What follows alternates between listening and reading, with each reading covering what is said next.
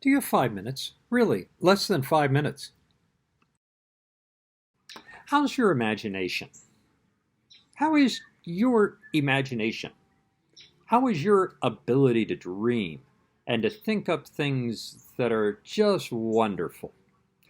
The Bible actually talks about that a little bit in Joel. Listen to these words from Joel 2. You'll actually find them later on in the book of Acts. And afterward I will pour out my spirit on all people. Your sons and daughters will prophesy. Your old men will dream dreams.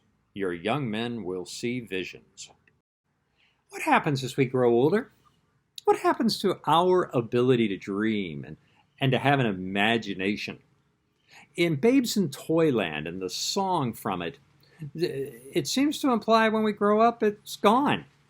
When you've grown up, my dears, and you are as old as I, you'll laugh and ponder on the years that roll so swiftly by, that roll so swiftly by. Childhood's joyland, mystic merry toyland. Once you pass its borders, you can never return again. The implication is that somehow you and I can no longer dream. You and I can no longer have imagination. Can no longer play. I think that's wrong. Joel makes it very, very clear, and it appears again in the book of Acts, the Acts of the Apostles, where it says, even old men will dream dreams. When God's Spirit is poured out on us, even old men and women will dream dreams. We will have an imagination. Right now, there are people who are certainly not young, that have incredible imaginations, that are doing remarkable things. Look at Elon Musk. This guy's, developing this electric car, and now he's bringing lithium-ion battery factories back to the United States from China and Japan so that he can make them cheaper here so that you and I can have an all-electric car with all the gadgets for $25,000. Remarkable.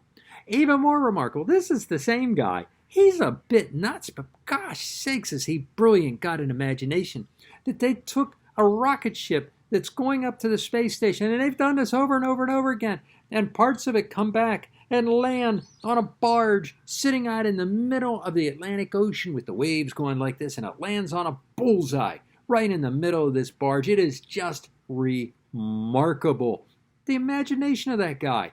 And then think about what he wants to do to go to Mars. And he's got a plan. I think he's going to do it. How about Disney? Walt Disney refused to be held back. And he actually surrounded himself with people that he called were Imagineers. Way up into their 50s, 60s, 70s, and beyond. Even the Sherman Brothers with their musical talents. They have imagination that is just remarkable. God never intended for us, as we grow old or older, to somehow leave behind this God-given gift of imagination, the ability to dream dreams, lovely, wonderful dreams. Musicians, artists do it all the time. How's your imagination? How are your dreams?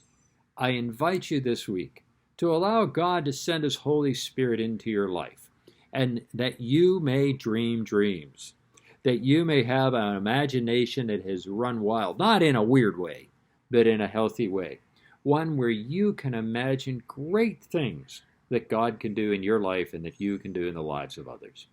Have a great week, and may you be filled with imagination.